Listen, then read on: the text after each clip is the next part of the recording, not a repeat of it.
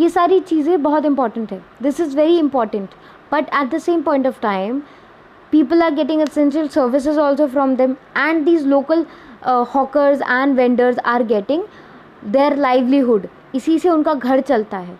So now the law only favors one group of the society, which is the rich group or which is the well efficient group of the society.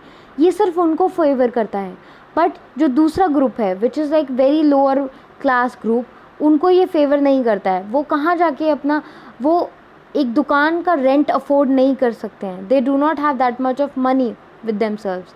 सो अगर ऐसा कोई भी law है और किसी को भी इस लॉ से प्रॉब्लम है, तो आप कोर्ट में जा सकते हैं और वहाँ जाके रिक्वेस्ट कर सकते हैं कि इस लॉ को चेंज किया जाए. तो अगर पार्लियामेंट को लगता है कि लॉ में चेंज की ज़रूरत है तो वो ऐसा ज़रूर करेंगे. Now do you remember the photo essay of women movement in class 7th book? So those photos there showed the different ways in which the citizens can protest, campaign and show solidarity. Solidarity means unity. Okay? कैसे लोग different तरीके से unity को show कर सकते हैं, वो pictures वो बताती थी. Now we also need to remember that our role as a citizen does not end with the electing of our representatives. इसका मतलब ये नहीं है कि आपने वोट दिया, आपका रिप्रेजेंटेटिव जो चाहते थे आप वो इलेक्ट हो गया, वहाँ पे आपका रोल ख़त्म हो गया. नहीं, ऐसा नहीं है. आपको इंश्योर करना है न्यूज़पेपर्स को पढ़ के, मीडिया की बातों को सुनकर, कि क्या जो वो सारे MPs हैं, मेंबर ऑफ पार्लियामेंट हैं, क्या वो सही काम कर रहे हैं, और अगर नहीं कर रहे हैं तो उनको कैसे आप क्रिटिसाइज़ कर सकते हैं सही तरीके से, through the right platform and through the right way. Thus what we should bear in the mind is that it is not the extent, involvement and the enthusiasm of the people that helps the parliament to perform the functions properly.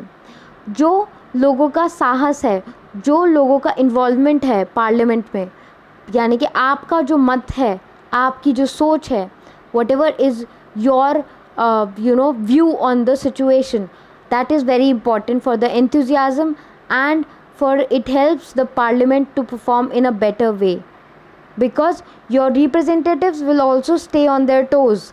वो बहुत ही attentive रहेंगे अगर उनको ये पता है कि जिस जनता ने मुझे वोट किया है वो मुझे कॉन्स्टेंटली जज कर रही है या मुझे देख रही है. So it is our right and it is our duty to do this. I hope students that you all are clear with this chapter.